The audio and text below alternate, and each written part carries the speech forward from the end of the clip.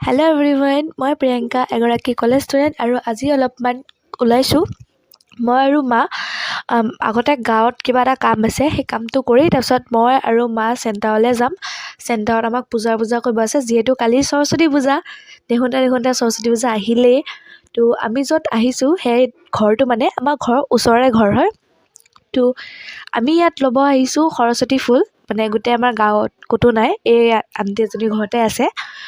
তো সৰস্বতী ফুল ল'ব আহিছোঁ আৰু আপোনালোকক দেখাব বিচাৰোঁ যে সৰস্বতী ফুল ইমান ধুনীয়াকৈ গছত ফুলিছে ন, ইমান ধুনীয়া দেখি পাইছে, বহুত মৰম লাগিছে, মানে দেখিয়ে মৰম লাগিছে। আৰু আইতাজনীতো আৰু মৰম লগা হয়। আমাক বহিবলৈ চকী আনি দি আছিলে, কিন্তু আমি ক'লোঁ এতিয়া নালাগে, আমি নবহোঁ। আৰু আপোনালোকে জনাব দেই গাইজ, যে আজিকালি এনেকুৱা ঘৰ আপোনালোকে দেখিব পায়নে? ইমান আমাৰ গাঁৱত কিন্তু আছে দেই এনেকুৱা ঘৰ, বহুত ভাল লাগে কিন্তু এনেকুৱা ঘৰ দেখিলে। আৰু এয়া ফুলকেইটা মই ছিঙি আছিলোঁ। সৰু সৰু ফুল হয়, একদম লাহে লাহে ছিঙিব লাগে, নহ'লে বেয়া হৈ যায়, বেয়াকৈ ছিঙি আহে, গোটেই কলি চলি ছিঙি আহে। চ' একদম লাহে লাহে আৰামছে ফুল ছিঙি আছিলোঁ আৰু ছিঙি এয়া মাক দি আছিলোঁ মোনাটোত ভৰাবলৈ। আৰু এয়া আপোনালোকে দেখিব পাৰিছে আমি কিমান লৈছোঁ, ইমানো নাই লোৱা, মানে অকণমানে লৈছোঁ, অকণমান ইহঁতৰ কাৰণেও থৈ দিছোঁ। আৰু তাৰপিছত আমি চেণ্টাৰ আহিলোঁ আৰু এয়া বৌহঁত আহি আছে সেইফালৰ পৰা, বৌ আছে, বাবু আছে, মাইনা আছে।